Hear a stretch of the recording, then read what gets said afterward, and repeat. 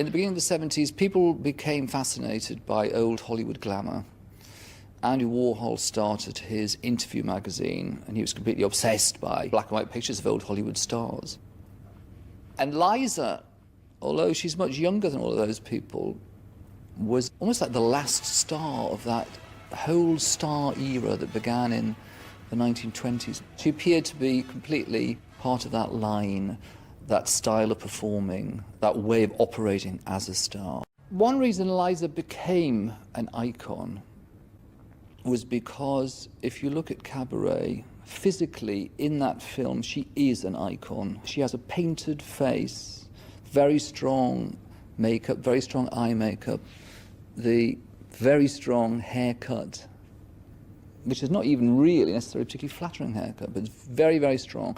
So physically, she is an icon in a sort of one-dimensional way. Liza, although she operates in the Broadway Hollywood world, she was a pivotal figure in the whole 70s Studio 54 world. She knew Andy Warhol really well. You know, Halston was her best friend. Liza's DNA is just in rock music and show business now, and so it's her children pop out here and there.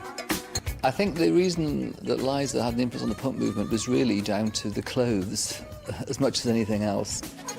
Liza Minnelli had never really worked in pop music. She had actually made some albums, the odd album in the 70s where she done covers of pop songs, but she never really made a fully fledged pop album. So we liked the fact we weren't really competing with her past. We were creating something new. Like anyone that famous, your life, of course, is a soap opera as far as everyone's concerned, which I think must be tough to deal with. I mean, she got married, she got unmarried. I know she was ill at one point.